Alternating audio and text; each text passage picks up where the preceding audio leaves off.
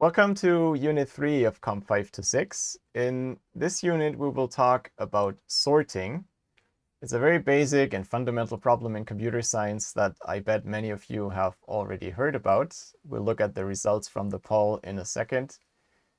There's two reasons why I cover it here. Once, it's a great showcase for a more advanced topic that I bet many of you have not seen, or not to that extent that we will cover it, and that is parallel computing.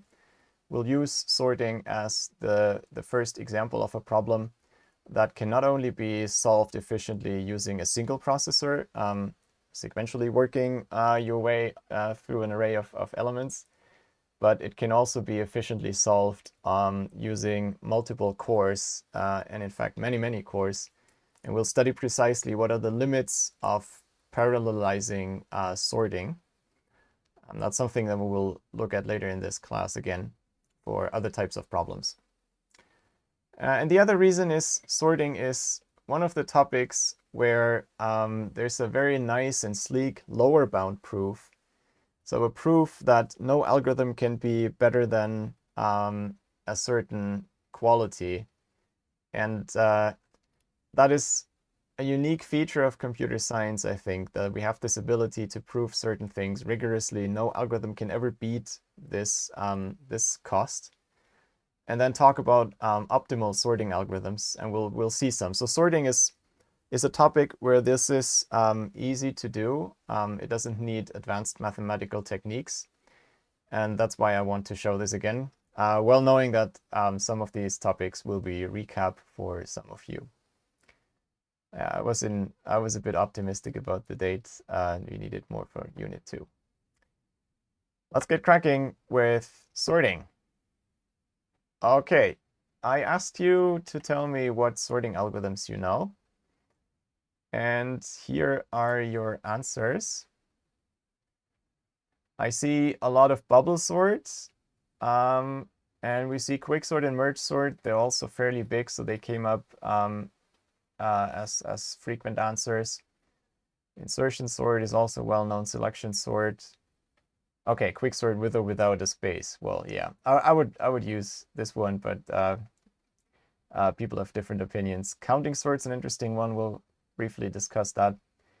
Good. So people know a lot about this, and even politicians might know a little bit about this. There's this famous question that Barack Obama was asked: what's the most efficient way to sort 1 million integers?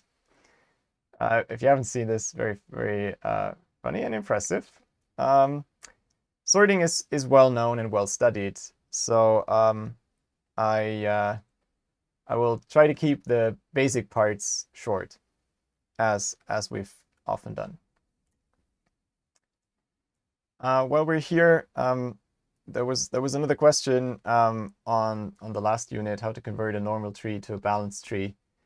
I think I'll have to refer this either to Campus Wire or actually to the lecture videos. There's some ways to do this, but usually you just start with a balanced tree. Okay.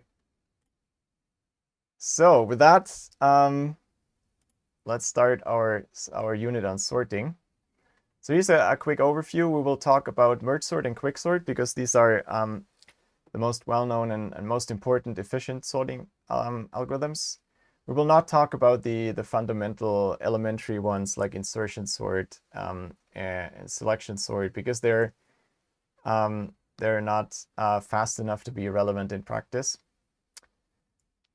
And then we'll talk about this lower bound, and we'll talk how to beat this lower bound. A very interesting observation, but I think these are the key things that you might have seen those before, but I want to stress certain points about this again. And then in the next part, we'll talk about how to sort in parallel, but that will be for next week then. Before we get started, I want to motivate again a little bit why we study sorting. Some of these things I mentioned before.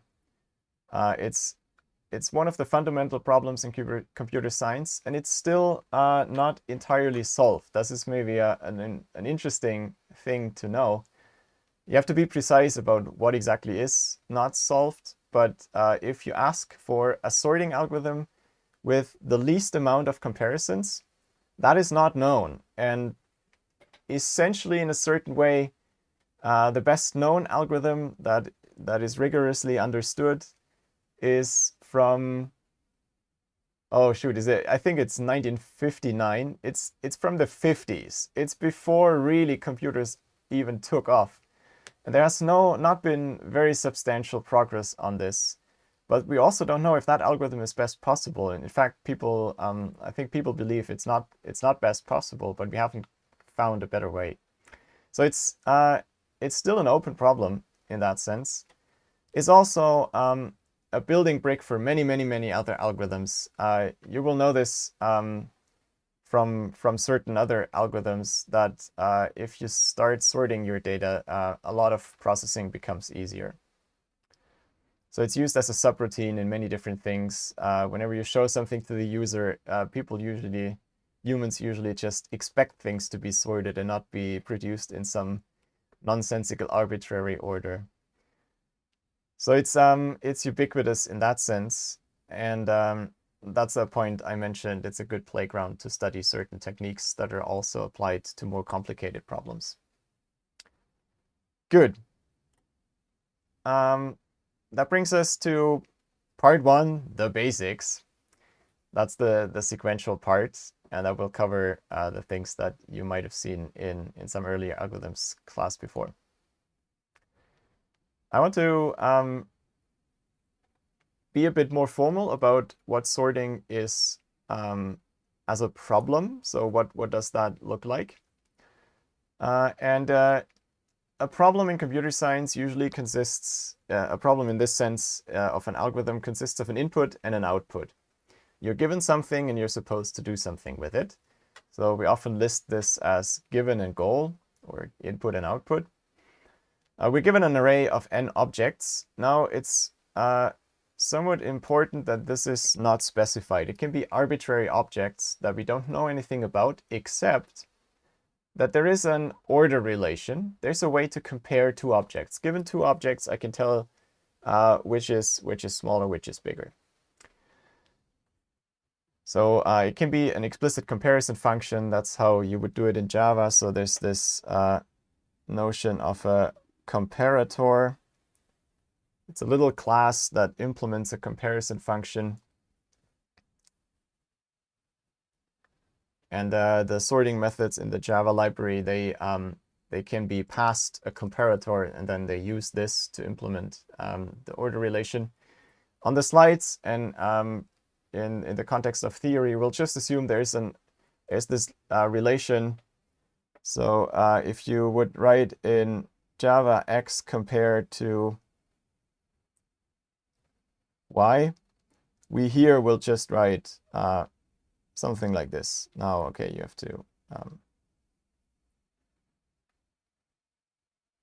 okay, in Java you would write this, right? But here that is the same as just asking is x less or equal y. That's just for context. If you've used this, maybe it helps. And the goal is to take this array, keep the same objects, but move them around in the array, permute them so that the array is sorted. Okay. We will assume that this array fits in main memory. It's stored in the RAM. And for now, for this part 1, we assume that there's a single processor that is performing this sorting operation. If you have any questions about this setup, then please let me know. Yeah. Have to be careful with clicking the wrong buttons. Right. This was one of the questions that came up in the prior knowledge survey. And I remember the outcome was fairly poor, but I also asked it in a mean way, in the sense that you had to give, there were many answers, and some were only slightly not precise enough, not completely perfect. Okay, so in this poll, please don't answer the AD, etc. But just write out the answer like a string like this. If you manage to change your answer, please do this. Because otherwise the collect the tag cloud will not really render well.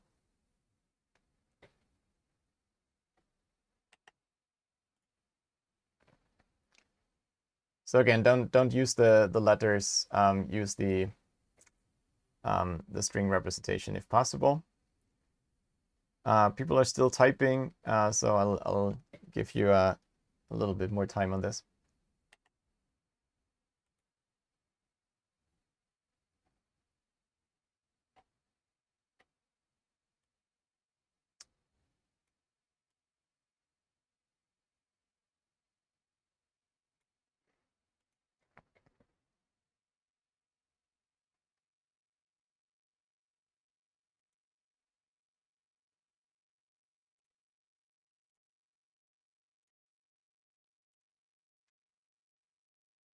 All right, 17 people.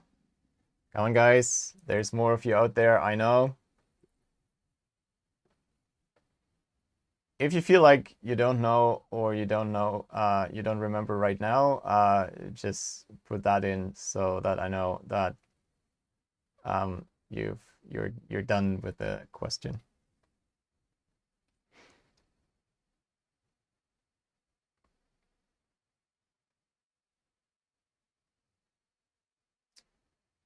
Yeah, there was an interesting clarification here. Is this best or worst case? Let's say it's worst case.